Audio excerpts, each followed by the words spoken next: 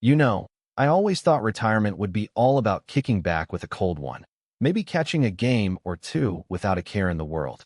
After 10 grueling years commanding a SWAT unit, dodging bullets, and making split-second calls in the dead of night, I figured I'd earned some peace. So I snagged this cozy little spot in Willow Creek Estates, a sleepy suburb where the biggest scandal is usually a forgotten recycling bin on the curb. I was doing some side gigs as a security consultant from my home office, keeping sharp but staying chill. Life felt easy, almost too good to be true. Boy, was I in for a rude awakening. It all kicked off on a sweltering Saturday afternoon in July. My old buddy Chris Nguyen was swinging by. We went way back to our academy days, and now he's this hotshot corporate attorney. We hadn't hung out in ages, so I fired up the grill, stocked the cooler with brews, and set up the outdoor screen for the big baseball game.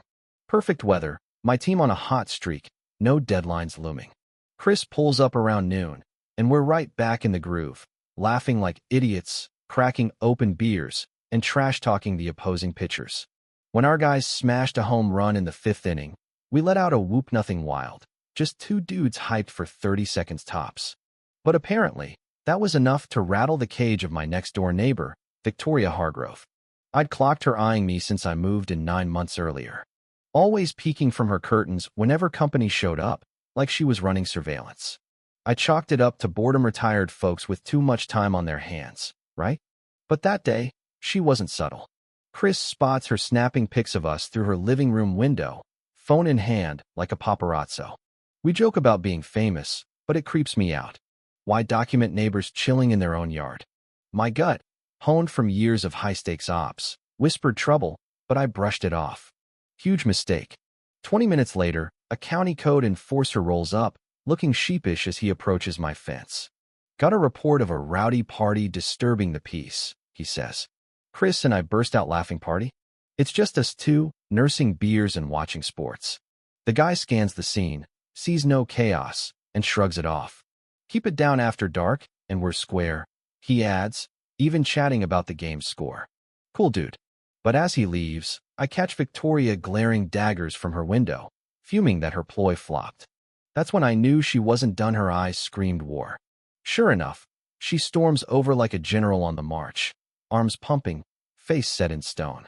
This is a respectable family area, she barks before even hitting my gate. Your disruptive behavior is tanking home values. As president of the Homeowners Association, I'm putting you on notice. I'd face down armed suspects, but her tone? Pure entitlement, like she owned the block. Ma'am, we're just enjoying the game, I reply, staying cool. What association? I never joined one when I bought this place. Chris, with his legal eagle ears, perks up instantly. Victoria snaps back. All residents fall under our rules, signed or not. Expect a citation. Then she pivots and marches off, leaving us stunned. Chris breaks the silence. Alex, this lady's off the rails. Real associations have bylaws, elections, records. He whips out his phone, digs into public databases, and bingo, registered HOA for Willow Creek Estates. 0. Victoria's either hallucinating power or scamming hard. 2 hours later, she slaps a fancy violation notice on my door. Noise infraction $400, unsanctioned assembly $250, guest registration failure $100.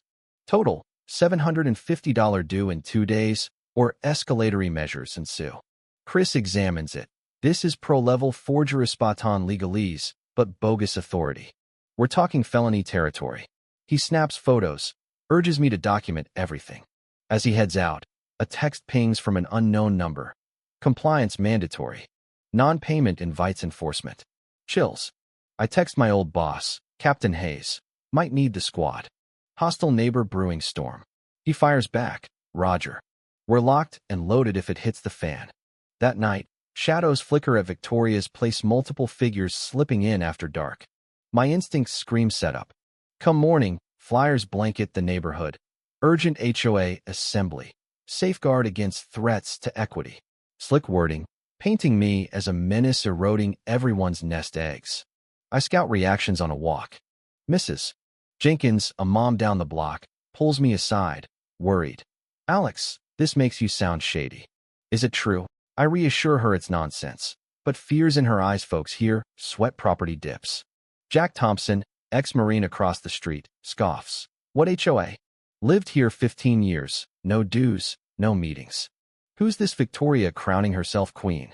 By afternoon, I cruise past the local rec hall. Victoria's decking it out like a corporate summit. Banners screaming, Willow Creek Community Alliance, stacks of binders, a podium with mic, and 4 guys in crisp gray uniforms labeled Neighborhood Patrol Services, moving like they've got tactical chop scanning angles, covering exits. Not amateurs. I call Chris. This is big league fraud. He swings by, confirms, thousands sunk into props. Organized racket. That evening's meeting draws 50-plus neighbors, a mix of worried elders, young parents, lifers like me. Victoria's pitch is Oscar-worthy. Graphs on plummeting values from troublemakers, photos of my house as hot spot, then unveils her patrol, led by Ethan. Premier monitoring for $200 monthly priority alerts, value shields. Folks lap it up, signing checks amid scares about kids and savings. But the gut punch, senior misses. Rosa Gonzalez, adjacent to the offender, faces heightened risks due to her vulnerability. Rosa? My sweet 78-year-old neighbor who'd baked me pies and called me son? Targeting her crossed every line. Post-meeting, families fork over cash. Chris meets me outside. Racketeering, elder exploitation, impersonation, federal bad news. Next dawn, Rosa's on her stoop, shaken. Men in uniforms banged on my door last night, demanding safety inspections. Got pushy when I said no. Ethan's crew, post, 10 p.m. My blood boils. I hit Captain Hayes, activate team. Crossing into threats. That p.m., they swarm my yard with a branded van, confiscating violations, yanking my flagpole, measuring lines, snapping pics for show. Neighbors gawk, buying the power play. But when they hassle Rosa again, implying ties to non-compliance, jeopardize her, I'm done. Nobody bullies Rosa. Monday amps the insanity. Strange cars, the Street 2 cruisers, unmarked sedan, command SUV. Positioning's tactical, not reactive. Coincidence with Victoria's mandatory summit. Hell no. An officer approaches. Mr. Ramirez, complaints of meddling in association affairs. Come for questioning. Badge looks real, gear polished, but details scream fake. Extra digits on ID, looped radio static, defensive on warrants. Real cops on protocols. This guy's sweating. Chris films discreetly. No crime in querying doc civil, not criminal. To onlookers, though, I'm the villain getting cuffed, priming the summit pump. The rec hall's jammed that night, 60 tense souls. Victoria unleashes, pics of my suspicious ops, neighbor testimonies, police endorsement.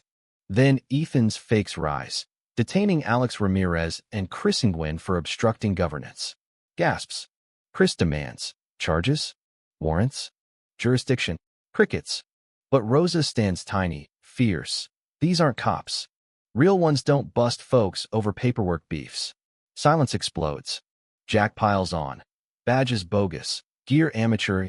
Is seen legit in 4 tours. Mrs. Jenkins demands. Show state filings if you're real. Phones light up with 911 calls. Imposters posing as police. Fakes falter, no crowd control skills. Sirens wail, actual badges storm in, spotting fraud instantly. Detainments flip. Victoria and crew cuffed for conspiracy, fraud, elder torment. Captain Hayes rolls up with my unit. Retirement suiting you, Alex? Priceless. Seeing Victoria's shock remark was ex-SWAT royalty. Chaos yields truth. $52,000 scammed from 28 homes over 10 months. Victoria's pad was flip-ready, accounts drained for bolt. But freezes hit, first reimbursements flow, elders extra for trauma. Yet as she's let out, she whispers to Rosa, draining her color. Later, Rosa confesses. Her nephew Jamie phoned from lockup 4 years back, days before ODing. Said the SWAT boss who nabbed him offered rehab hooks, believed in him. Twist. Jamie was Victoria's kin, blaming me for his end. But truth? He'd reached me too, seeking surrender, tired of the cycle. I pledged aid. Victoria's rage? Grief-fueled fiction. She built vengeance on lies, torching her world for nada. In jail months later, she crumbles. Jamie raved about you, fair arrest, Real shot it clean. I twisted it to hate. Needed a villain. Her plea. Guilty on all fraud ring. Abuse. Conspiracy. 5 years. Therapy mandatory. Full payback. Letters follow. Owning the terror. The divisions. To Rosa. Jamie's calls glowed with hope from my words. A year on, we host Unity Fest at the Hall Barbecue Bash honoring bonds forged in fire. Rosa's hero, Mayor awarded. Chris sets real association, voluntary, transparent. Jack leads watch with cop ties. Mrs. Jenkins apologizes publicly. Fear-blinded misery for buying the smears. Stories pour. Manipulations exposed, lessons etched. Kids study it in civics, spotting cons. 2 years later, same yard, Chris and I beer up for games. Now with Jack, Jenkins clan, whoever. Victoria's old house. Buzzing family, Rosa's honorary grandkids. We're fraud pros now. Chris lectures. I train PDs, Rosa advocate seniors. Irony. Victoria's divide united us stronger. Real safety. Neighbors connected, not fear-fed. But here's the kicker. Was Victoria a monster or a grief-shattered soul deserving pity? Should we forgive cons who target the vulnerable or lock them away forever? Drop your hot takes below. Did she get off too easy? Like if this hit home. Subscribe for more real-life twists that make you question everything. What would you do if a neighbor pulled this on you?